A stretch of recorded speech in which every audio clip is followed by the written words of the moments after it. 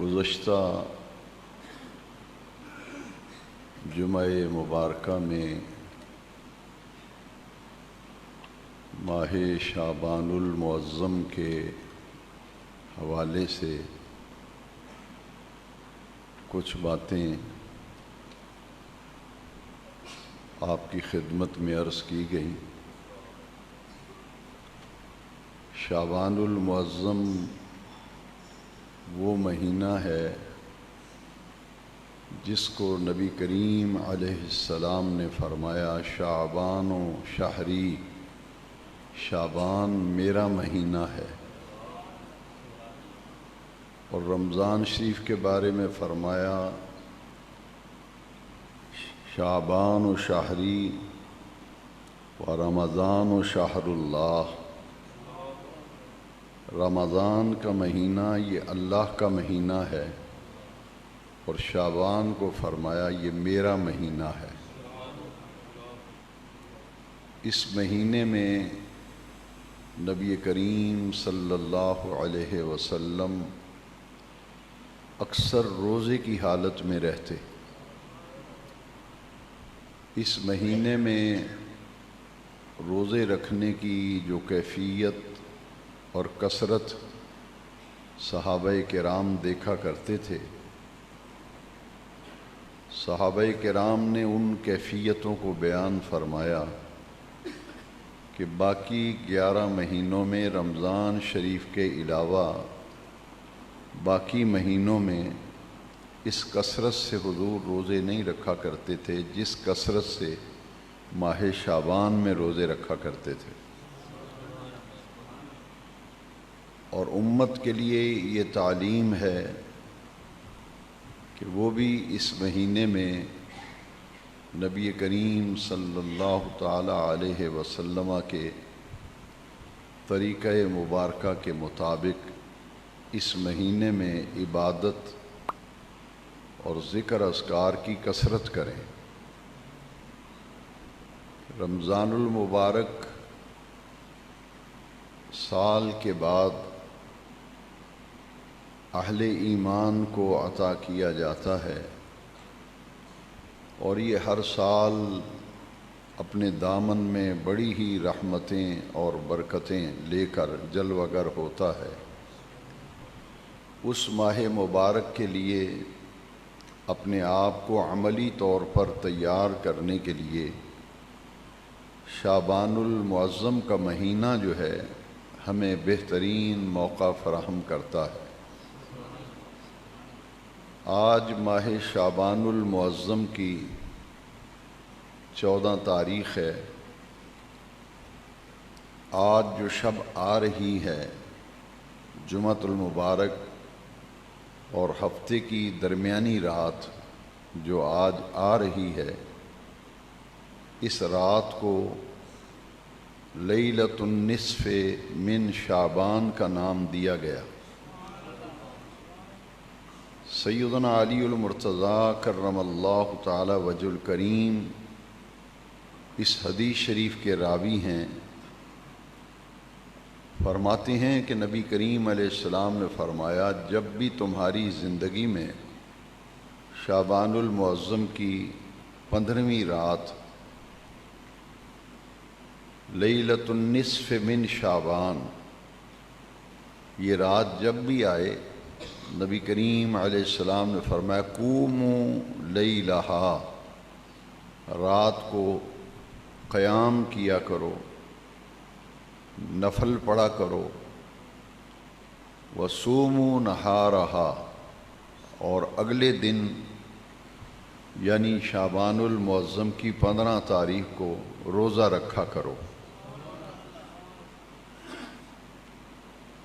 فرض روزے صرف رمضان شریف کے ہیں، باقی پورے سال میں جتنے بھی روزے رکھے جائیں گے وہ سب نفلی روزے ہوں گے۔ تو یہ روزہ جو ہے یہ رکھنا مستحب ہے، نفلی عبادت ہے، اور مستحب عبادت کا مطلب یہ ہوتا ہے کہ اگر کوئی شخص یہ روزہ نہ رکھے تو اسے گناہ نہیں ہوتا، لیکن اگر وہ یہ روزہ رکھ لے تو ان گنت لاتعداد اور بے شمار برکتیں اس روزے کی اللہ تبارک و تعالی عطا فرماتا ہے۔ بدقسمتی سے جب بھی کوئی نیکی کا کام کرنے لگتا ہے تو ایسے لوگ دنیا میں پیدا ہو گئے جو نیکی کے کاموں سے انہوں نے روکنے کی ذمہ داری لی ہوئی ہے۔ ہر نیک کام میں رکاوٹ ڈالتے ہیں، اور جب بھی شعبان کا مہینہ آتا ہے بڑی شد و مد کے ساتھ لوگ یہ پروپیگنڈا کرتے ہیں کہ شب برات کی کوئی حقیقت نہیں، اس رات کوئی نفل پڑھنے کا ثبوت نہیں، اس رات دعائیں مانگنے کا کوئی ثبوت نہیں۔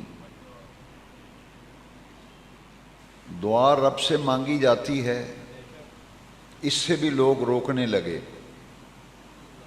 نفل اللہ کی عبادت ہے، اور اللہ کا ذکر اس کی عبادت و بندگی اگر کوئی کرتا ہے تو کہتے ہیں جناب اس کا کوئی ثبوت نہیں اور اس کی کوئی حقیقت نہیں، جس کے نتیجے میں لوگوں کے پاس علم نہیں ہوتا اور اپنی لا علمی اور جہالت کی وجہ سے وہ ان پروپیگنڈوں کا شکار ہو جاتے ہیں۔ اس لیے میں آپ حضرات کی خدمت میں یہ عرض کرنا چاہتا ہوں کہ جو لوگ یہ پروپیگنڈا کرتے ہیں، اس رات ذکر اذکار سے، نفلوں سے، دعاؤں سے منع کرتے ہیں، ان لوگوں کو میں پوچھنا چاہتا ہوں کہ کیا بخاری شریف کے اندر یہ حدیث پاک نہیں ہے؟ کیا حدیث کی کتابوں میں باقاعدہ یہ چیپٹر اور باب نہیں موجود؟ باب کا نام ہے لیلۃ النصف من شعبان۔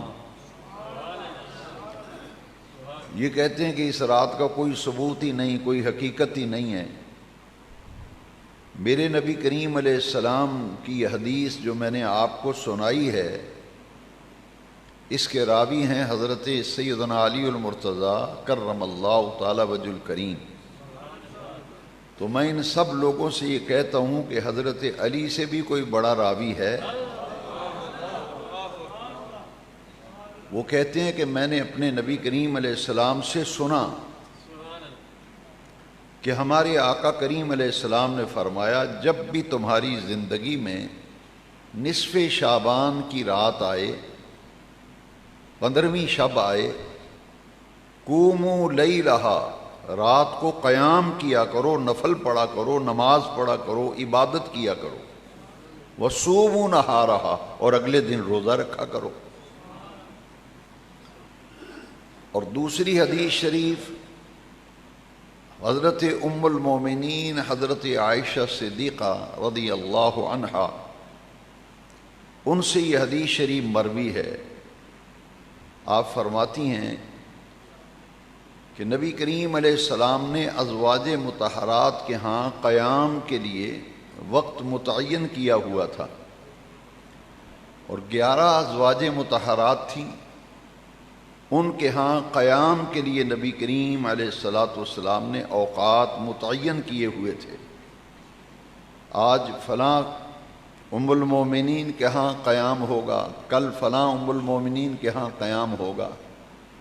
حضرت عائشہ صدیقہ رضی اللہ تعالیٰ عنہ فرماتی ہیں کہ میرے ہاں قیام کا وقت مقرر تھا، میں نے اپنے آقا کریم علیہ السلام کے لیے اہتمام کیا، بستر بچھایا، اور آپ کے قیام کے لیے سب انتظامات مکمل کر لیے، اور میں نے دیکھا کہ حضور نبی کریم علیہ السلام شعبان المعظم کی 15ویں رات کو اپنے بستر مبارک پر موجود نہ تھے، تو مجھے بہت اندیشہ ہوا کہ حضور میرے ہاں قیام فرمانے کا آج دن ہے اور حضور تشریف فرما نہیں ہیں۔ فرماتی ہیں کہ میں حضور کو دیکھنے کے لیے نکلی تو میں نے دیکھا کہ شعبان المعظم کی 15ویں شب کو نبی کریم علیہ السلام کو میں دیکھنے کے لیے نکلی تو میں نے حضور کو سجدے کی حالت میں دیکھا۔ سجدے کی حالت میں دیکھا۔ فرماتی ہیں میرے دل میں یہ گمان ہوا، اندیشہ ہوا کہ شاید نبی کریم علیہ السلام کی روح مبارک پرواز کر گئی، کہ آقا کریم کا وصال ہو گیا، کہ اتنا طویل سجدہ آپ نے فرمایا اور میں کھڑی رہی اور دیکھتی رہی، اور حضور نے جنبش نہیں فرمائی، حرکت نہیں فرمائی، بڑے تسلسل کے ساتھ سجدے کی کیفیت و حالت میں حضور موجود رہے۔ فرماتی ہیں جب میرے دل میں یہ گمان اور خیال آنا شروع ہوئے تو میں نے حضور کے نورانی تلووں پر اپنے ہاتھ سے لمس کیا۔ حضور سجدے کی حالت میں تھے اور پائے اقدس کے جو تلوے تھے ان پر حضرت ام المومنین عائشہ صدیقہ رضی اللہ عنہ نے اپنا ہاتھ مس کیا، لگایا، اور جیسے ہی انہوں نے اپنا ہاتھ لگایا تو نبی کریم علیہ السلام نے پائے اقدس کو جنبش دی، تاکہ عائشہ صدیقہ رضی اللہ تعالیٰ عنہ کے ذہن میں جو گمان ہے اس کی تلافی ہو جائے۔ فرماتی ہیں میری جان میں جان آئی اور میں نے سمجھا کہ نبی کریم علیہ السلام اپنی عبادت اور ذکر کے انہماک کی بدولت طویل سجدہ فرما رہے ہیں، اور میں نے سنا کہ نبی کریم علیہ السلام سجدے کی حالت میں دعائیں مانگ رہے تھے۔ جب سلام پھیرا نبی کریم علیہ السلام نے نماز مکمل کر کے تو حضور نے فرمایا اے عائشہ تم نے کیا گمان کیا؟ حضور آج میرے ہاں قیام تھا تو میں نے دیکھا کہ آپ بستر پہ تشریف فرما نہیں ہیں، تو میں آپ کو دیکھنے کے لیے نکلی اور میں نے دیکھا کہ آپ سجدے کی حالت میں ہیں اور اپنے رب کی عبادت میں مصروف ہیں۔ میرے آقا کریم نے فرمایا کیا تم جانتی ہو کہ آج کی رات کیا مقام اور کیا مرتبہ رکھتی ہے؟ یہ کون سی رات ہے؟ حضرت ام المومنین حضرت عائشہ صدیقہ رضی اللہ عنہ فرماتی ہیں میں نے عرض کیا اللہ و رسولہ اعلم، کہ اللہ اور اس کا رسول بہتر جانتا ہے۔ نبی کریم علیہ السلام نے فرمایا اے عائشہ یہ لیلۃ النصف من شعبان ہے، اور اس رات اللہ تبارک و تعالی بنو کلاب یا بنو قلب دونوں پروننسیشن ہے، یہ عرب کا ایک قبیلہ ہے جس کے پاس تمام قبائل سے بکریوں کی تعداد سب سے زیادہ تھی۔ تو حضور نے فرمایا اس قبیلے کے پاس جتنی بکریاں ہیں اور ان کے جسموں پر جتنے بال ہیں ان کی تعداد سے بھی زیادہ اللہ تبارک و تعالی آج کی رات اپنے بندوں کو جہنم سے نجات اور چھٹکارا اور رہائی عطا فرماتا ہے۔ یہ نجات کی رات ہے۔ اس حدیث کے راوی حضرت مولا علی ہیں، اور اس حدیث کی راویہ حضرت ام المومنین عائشہ صدیقہ رضی اللہ عنہ۔ جو لوگ یہ کہتے ہیں کہ کوئی حقیقت نہیں ہے، یہ نفل نہیں پڑھنے چاہیے، روزہ نہیں رکھنا چاہیے، وہ اس رات کچھ بھی نہیں ہے، تو یہ تو میں آپ کو احادیث سنا رہا ہوں نا۔ نبی کریم علیہ السلام نے فرمایا اس رات بندوں کے اعمال اللہ کی بارگاہ میں اٹھائے جاتے ہیں، اعمال پیش کیے جاتے ہیں، اور حضور نے فرمایا اے عائشہ آج کی رات اللہ تبارک و تعالی ہر آدمی کی زندگی اور اس کے موت اور اس کے رزق اور اس کے معاملات کا فیصلہ فرماتا ہے۔ حدیث شریف میں آتا ہے کہ جن لوگوں نے اس شب برات سے لے کر اگلی شب برات تک فوت ہونا ہے، ان کا انتقال ہونا ہے، نبی کریم علیہ السلام نے فرمایا ان کی فہرست اس رات مرتب کر دی جاتی ہے، زندوں کی فہرست سے ان کے نام نکال کر جن جن کی روحیں قبض کی جانی ہیں اگلی شب برات تک ان کے نام لکھ کر وہ حضرت اسرائیل علیہ السلام کے سپرد کر دی جاتی ہے۔ تنفیذ کے لیے، انفورسمنٹ یعنی اس پر عمل کرنے کے لیے وہ فہرست ان کے سپرد کر دی جاتی ہے۔ جس دن فوت ہونا ہے، جس تاریخ کو فوت ہونا ہے اور جس لمحے ان کی جان نکلنی ہے، یہ ساری فہرست اس رات مرتب کر کے وہ حضرت اسرائیل کے سپرد کر دی جاتی ہے، اور عالم تکوین کے جتنے بھی ذمہ داریاں مختلف ملائکہ کے سپرد ہیں، نبی کریم علیہ السلام نے فرمایا ہر متعلقہ فرشتے کے پاس وہ فہرست مرتب کر کے اس کے سپرد کر دی جاتی ہے۔ روزی کی تقسیم کا محکمہ جو ہے حدیث شریف میں ہے، یہ حضرت میکائیل کے سپرد ہے۔ لوگوں کی روح قبض کرنے کا محکمہ اور ذمہ داری حضرت اسرائیل کے سپرد ہے۔ تو جس کو جو رزق دیا جانا ہے وہ اس رات اس کی تقسیم کر دی جاتی ہے، فیصلہ کر دیا جاتا ہے، اور وہ فہرست مرتب کر کے اس پر عمل کرنے کے لیے حضرت میکائیل کے وہ سپرد کر دی جاتی ہے۔ نبی کریم علیہ السلام نے فرمایا اے عائشہ، میں نے طویل سجدہ اس لیے کیا ہے کہ میرے تمام معاملات کا فیصلہ رب کریم کی بارگاہ میں ہو رہا ہو اور میں سجدے کی حالت میں اپنے رب کی عبادت و ذکر کے اندر مصروف ہوں۔ نبی تو گناہوں سے معصوم ہیں اور گناہوں سے پاک ہیں، تو اس رات نبی کریم علیہ السلام اللہ تعالیٰ کی بارگاہ سے استغفار کرتے ہوئے حضرت عائشہ صدیقہ نے وہ حضور کی دعا سنی جس میں نبی کریم علیہ السلام استغفار فرما رہے تھے۔ حضرت عائشہ صدیقہ رضی اللہ تعالیٰ نے شعبان کی 15ویں رات کو دیکھا کہ حضور کے پائے اقدس پر ورم ہے، متورم ہے حضور کے قدمین مبارک، کیونکہ طویل قیام فرمایا حضور نے۔ تو حضرت عائشہ صدیقہ نے عرض کی حضور یہ میں دیکھ رہی ہوں کہ آپ نے اتنی کثرت سے قیام فرمایا کہ آپ کے پائے مبارک متورم ہیں، تو آپ پر تو اللہ کی اتنی عنایات ہیں، اور نبی گناہوں سے معصوم اور پاک ہوتا ہے، گناہ ان سے سرزدی نہیں ہوتے، وہ تو معصوم عن الخطا ہوتے ہیں، تو اس قدر آپ کیوں زاری اور گریہ اور عبادت اور طویل سجدے اور طویل قیام کیوں فرما رہے ہیں؟ رب کا اتنا کرم ہے کہ آپ کو گناہوں سے پاک بنایا ہے، آپ معصوم ہیں، تو اس قدر اہتمام کس لیے فرماتے ہیں؟ میرے آقا کا جواب ذرا غور سے سنیے، یہ تعلیم امت کے لیے تھا کہ ایک ہستی اور ایک ذات جو بالکل معصوم ہیں، مبرہ عن الخطا ہیں، ان کی عبادتوں کے ذوق کی یہ کیفیت ہے، تو امتی تیری عبادت کے اندر کیا ذوق ہونا چاہیے؟ یہ تعلیم امت کے لیے تھا۔ کسی بھی شارح حدیث جنہوں نے اس حدیث کی شرح لکھی آپ پڑھ کے دیکھ لیں، یہ تعلیم امت کے لیے تھا۔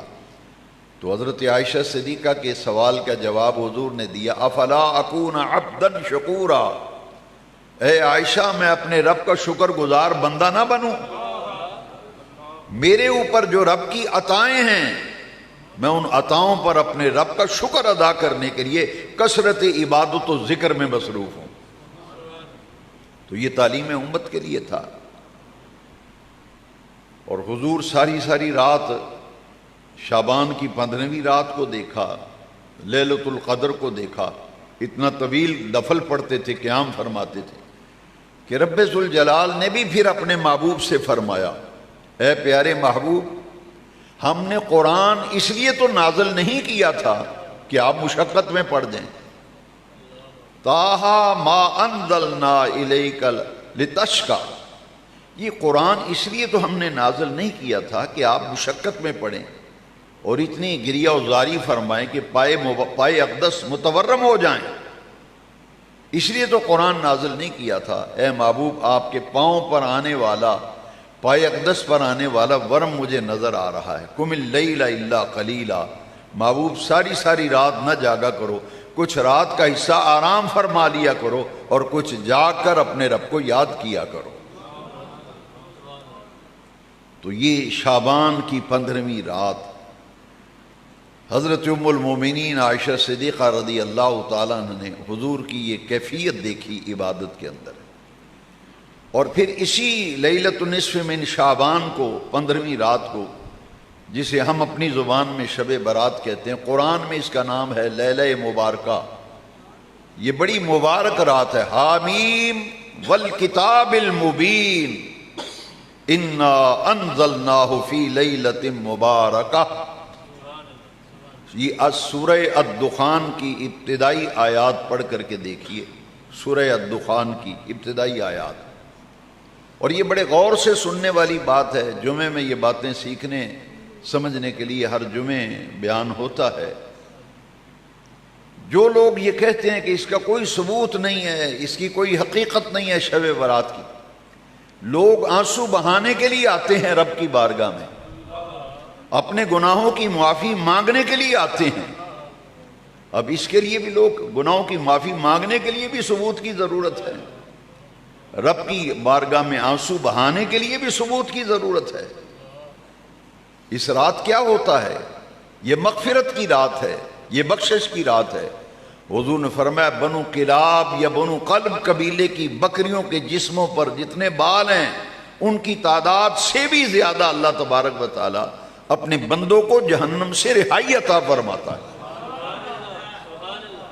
شعبان کی 15ویں رات تو لوگ جاگتے ہیں، نفل پڑھتے ہیں، ذکر کرتے ہیں، دعائیں مانگتے ہیں. باری تعالی آج جہنم سے رہائی کی رات ہے، تو اپنے فضل و کرم سے میری زندگی بھر کی خطائیں معاف کر دے. میری زندگی کے اگلے معاملات کا فیصلہ کیا جا رہا ہے، اور لوگ سجدے میں جا کے روتے ہیں یا اللہ اگر آج کی رات میری موت کا فیصلہ تیری بارگاہ میں ہو گیا ہے اور باری تعالیٰ تو نے میرا نام زندوں کی فہرست سے نکال کر مردوں کی لسٹ میں لکھوا دیا ہے اور اگلے سال شب برات سے پہلے پہلے دنیا چھوڑ کر جانا ہے، تو یا اللہ میں التجا کرتا ہوں مرتے وقت پھر کلمہ بھی نصیب کرنا، پھر خاتمہ ایمان پر بھی فرمانا اور اپنے محبوب کی زیارت سے مشرف بھی فرمانا. اور اگر میری موت کا فیصلہ آج کی رات نہیں ہوا تو میری زندگی میں یا اللہ برکت بھی دینا، سلامتی، عافیت اور برکت والی زندگی دینا، اور ایسی زندگی دینا کہ مجھے نیکیوں پر عمل کرنے کی توفیق ملے. میں ایسی زندگی کی طلب و تڑپ رکھتا ہوں جو نیکیوں کے ماحول کے اندر گزر جائے. تو یہ دعائیں مانگنے کے لیے لوگ شب برات کو انفرادی اور اجتماعی طور پر اس رات کو ذکر و عبادت میں گزارتے ہیں. اور بڑی مجھے تو حیرت ہوتی ہے کہ بڑی بے شرمی اور بڑی ڈھٹائی سے یہ کہتے ہیں کہ اس رات قبرستان جانے کا کوئی ثبوت نہیں، قبرستان نہیں جانا چاہیے، تم نہ جاؤ، تمہیں کس نے پابند کیا ہے؟ لیکن کیا ہم یہ پوچھنے کا حق رکھتے ہیں یا نہیں؟ حدیث کی کتابوں میں یہ حدیث نہیں ہے کہ نبی کریم علیہ السلام، حضرت عائشہ صدیقہ رضی اللہ عنہ فرماتی ہیں کہ شعبان کی 15ویں رات میں اپنے آقا کو میں نے دیکھا کہ آپ مدینہ منورہ کے قبرستان جنت البقیع میں تشریف فرما ہیں. حضور شب برات کو شعبان کی 15ویں رات کو مدینہ طیبہ کے قبرستان جنت البقیع تشریف لے گئے، اور وہاں جا کر حضرت عائشہ فرماتی ہیں میں نے دیکھا حضور دونوں ہاتھ آسمان کی طرف اٹھا کر کے کندھوں سے اوپر ہاتھ تھے نبی کریم علیہ السلام کے، اور حضور امت کی مغفرت کی دعائیں مانگ رہے تھے. تو اس رات قبرستان میں جانا، وہاں اہل قبور اور اہل ایمان کے لیے مغفرت کی دعا کرنا، یہ نبی کریم علیہ السلام کی سنت ہے، یہ حضور کی سنت ہے. لہذا اہل ایمان شب برات کو قبرستان بھی جاتے ہیں. اور معاذ اللہ جو لوگ شب برات کی عبادت اور نوافل اور دعاؤں سے روکتے ہیں، رونے سے روکتے ہیں کہ اس رات کی کوئی حقیقت نہیں، نہیں رونا چاہیے، نہیں دعائیں مانگنی چاہیے. کیا دعا مانگنے کا وقت تمہارے ابا نے مقرر کیا ہے کوئی؟ قرآن تو کہتے اجیب دعوت الداع اذا دعان، جب بھی میری بارگاہ میں کوئی دعا مانگنے والا دعا مانگتا ہے میں اس کی دعا کو سنتا ہوں، میں دعاؤں کو قبولیت سے سرفراز فرماتا ہوں. اجیب دعوت الداع اذا دعان، جب بھی میری بارگاہ میں کوئی دعا مانگتا ہے میں اس کی پکار کو سنتا ہوں، میں اس کو جواب دیتا ہوں. یہ مطلق ہے، اس میں کوئی وقت کی پابندی نہیں ہے، جب چاہو رب سے دعا مانگو۔ ہر نیک کام سے لوگ روکنا شروع ہو گئے، نوافل سے روکنا شروع ہو گئے، ذکر و عبادت سے روکنا شروع ہو گئے۔ یہ تو حضرت عبداللہ ابن عباس رضی اللہ تعالیٰ عنہ، یہ سید المفسرین ہیں، حضور کے سگے چچا حضرت عباس کے بیٹے ہیں، اور حضور کے رشتے میں چچا زاد بھائی ہیں۔ حضور کو اپنے جن چچاؤں سے بہت محبت تھی، ان میں ایک سیدنا امیر حمزہ رضی اللہ تعالیٰ، حضرت سیدنا عباس رضی اللہ تعالیٰ، اور یہ حضرت عباس حضور کے وہ چچا ہیں جن کے متعلق صحابہ کے بھرے مجمع میں حضور نے فرمایا کہ یہ میرا چچا ہی نہیں، یہ میرا باپ بھی ہے۔ حضرت سیدنا عباس رضی اللہ عنہ جو غزوہ بدر کے موقع پر مسلمان ہوئے تھے، حضور نے فرمایا یہ میرا باپ ہی نہیں ہے، یہ میرا چچا ہی نہیں، میرا باپ ہے یہ۔ حضرت عبداللہ ابن عباس 1.25 لاکھ صحابہ میں سے وہ ہیں جن کو قرآن مجید کی تفسیر کا سب سے زیادہ علم اللہ نے ان کو عطا فرمایا تھا۔ حضرت عبداللہ ابن عباس رضی اللہ عنہ سید المفسرین، پوری امت نے انہیں یہ لقب دیا ہے کہ قرآن مجید کی تفسیر کرنے والوں کے وہ سردار ہیں، اور سب سے پہلے جو قرآن مجید کی تفسیر مرتب ہوئی اس کا نام ہے تفسیر ابن عباس۔ تفسیر ابن عباس، یہی حضرت عبداللہ ابن عباس رضی اللہ تعالی، انہوں نے سورہ الدخان کی ابتدائی آیات میں اِنَّا أَنزَلْنَاهُ فِي لَيْلَةٍ مُبَارَكَةٍ، یہ بڑی برکت والی رات ہے۔ یہ حضرت عبداللہ ابن عباس فرماتے ہیں یہ کون سی رات ہے؟ فرماتے ہیں یہ شعبان المعظم کی 15ویں شب ہے۔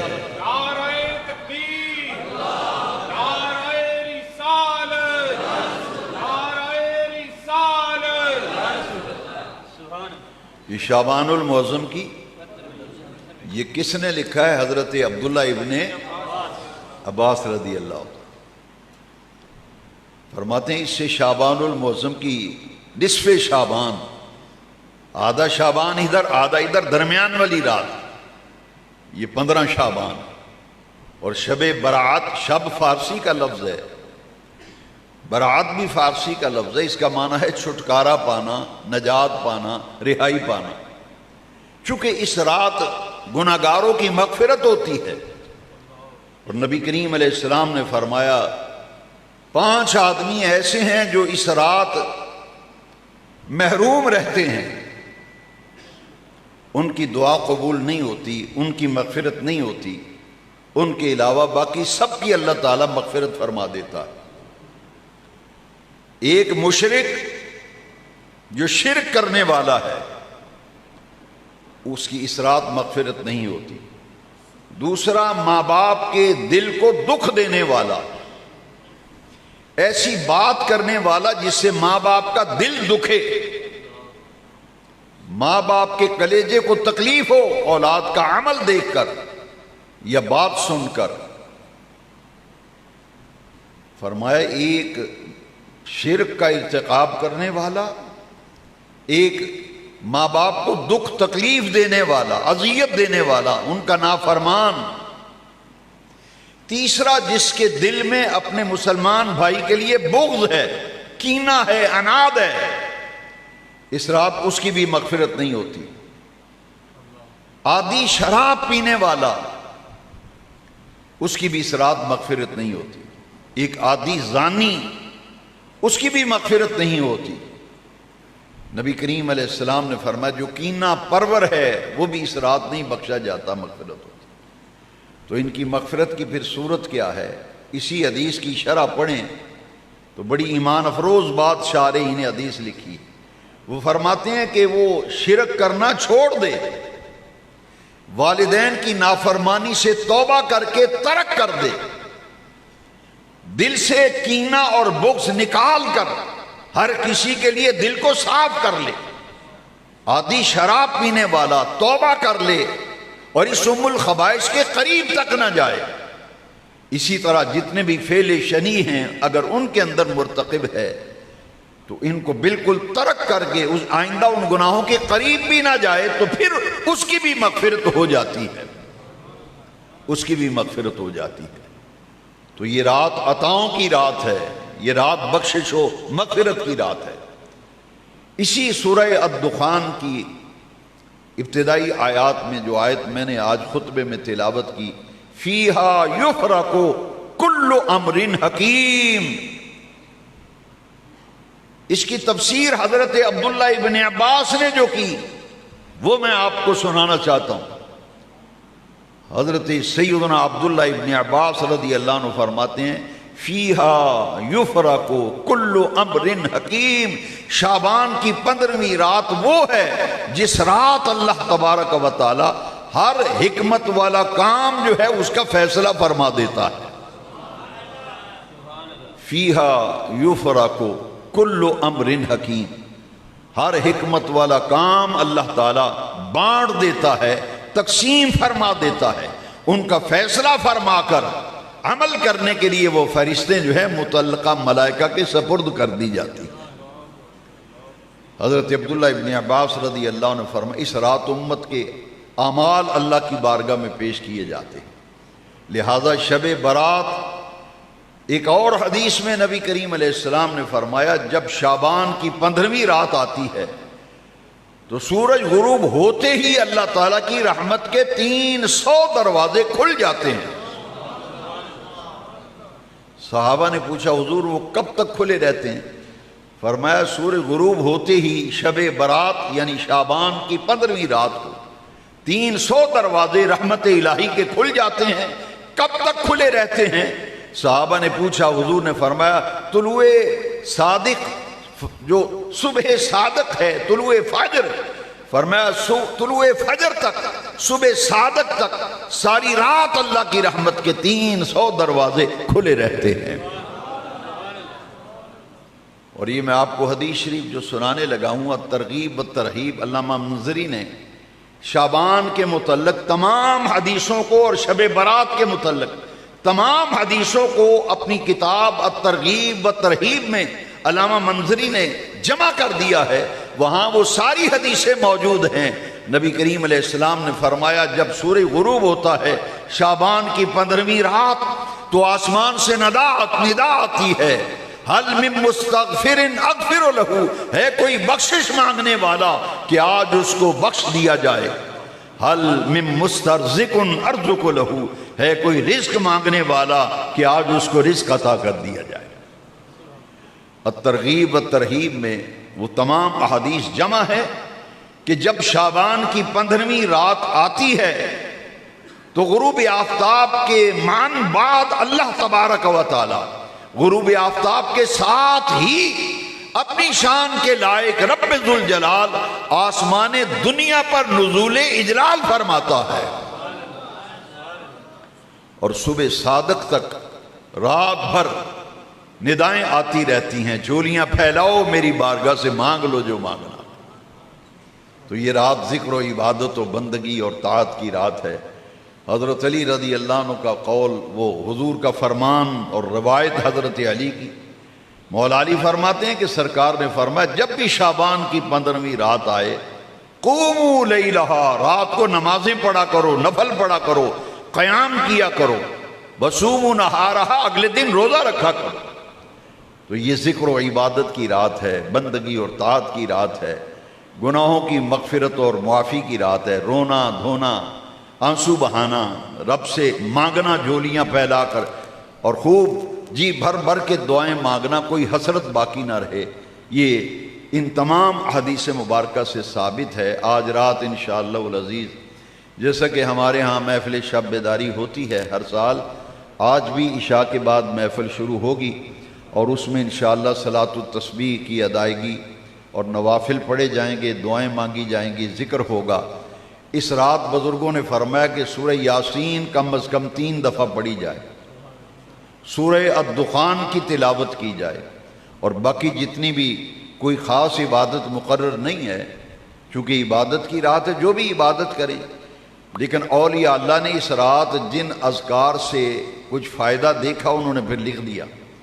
3 مرتبہ کم از کم سورہ یاسین شریف ضرور پڑھیں اس رات، سورہ الدخان کی تلاوت کریں، کثرت سے درود شریف پڑھیں، استغفار پڑھیں، اور ایک قرآن مجید کی ایک آیت ایسی ہے جو زندگی کے تمام معاملات اور بگڑے ہوئے تمام کاموں کے لیے ایک سیر کا حکم رکھتی ہے، وہ ہے آیت کریمہ لا الہ الا انت سبحانک انی کنت من الظالمین۔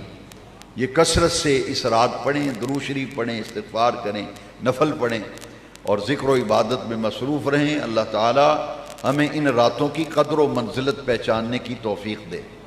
میں آخری حدیث شریف سنانا چاہتا ہوں، کیونکہ جس کے منہ میں جو آتا ہے وہ کہتا چلا جا رہا۔ ایمان بچانا بڑا مشکل ہو گیا۔ 1400 سال سے امت جو کام کر رہی، کہتے یہ حلوہ کھانے کے لیے کرتے ہیں۔ اب یہ کون حلوہ کھاتا ہے مجھے دکھائیں نا۔ کہتے یہ حلوے کا چکر ہے، یہ شب برات کو جو نفل پڑھتے ہیں، روتے ہیں، دعائیں مانگتے ہیں، یہ حلوے کے لیے کرتے ہیں، حلوہ کھانے کے لیے۔ تو حلوہ کیا حرام ہے؟ اگر کوئی کھاتا بھی ہے تو کیا حرام ہے حلوہ؟ کتنے بے وقوف لوگ ہیں، یعنی لوگوں کو جنازے کے بعد دعا مانگے تو کہتے ثبوت کوئی نہیں۔ بھائی دعا تو رب سے مانگنی ہے، وہ بھی نہیں مانگنے دیتے۔ فاتحہ پڑھنے کے لیے جائیں کہ یا اللہ اس کی مغفرت، نہیں ہم نے کبھی دعا نہیں مانگی۔ گویا کہ انہوں نے ٹھیکہ لیا ہوا ہے کہ ہر نیک کام سے روکنا ہے۔ میں آپ کو وہ حدیثیں تمام میں نے سنا دی، اور میں نے پمفلٹ بھی اس دفعہ وہ شب برات میں نے اس میں بڑی کثیر تعداد میں حوالہ جات سب جمع کر دیے اس میں، الحمدللہ الحمدللہ۔ یہ آخری حدیث شریف سن لیں، نبی کریم علیہ السلام نے فرمایا یہ 5 راتیں ہیں جن میں اللہ کی بارگاہ میں دعائیں زیادہ قبول ہوتی ہیں۔ ایک عید الفطر کی رات، ایک عید الاضحیٰ کی رات۔ صبح کو عید ہوتی ہے نا، اس سے پہلی جو رات ہے شب عید الفطر، شب عید الاضحیٰ، شب عرفہ، جب میدان عرفات میں حج کا رکن اعظم ادا ہوتا ہے، اس رات دعائیں قبول ہوتی ہیں۔ اور پھر نبی کریم علیہ السلام نے فرمایا شعبان المعظم کی 15ویں رات، ایک ماہ رمضان شریف میں لیلۃ القدر، اور ایک ہر جمعرات اور جمعے کی درمیانی رات۔ فرمایا یہ وہ راتیں ہیں جن میں اللہ تبارک و تعالی دوسرے اوقات کی نسبت دعاؤں کو زیادہ قبول فرماتا ہے۔ اللہ تعالیٰ سے توفیق مانگیں کہ ہم اپنے ذکر و عبادت کی توفیق دیں۔ وآخر دعوانا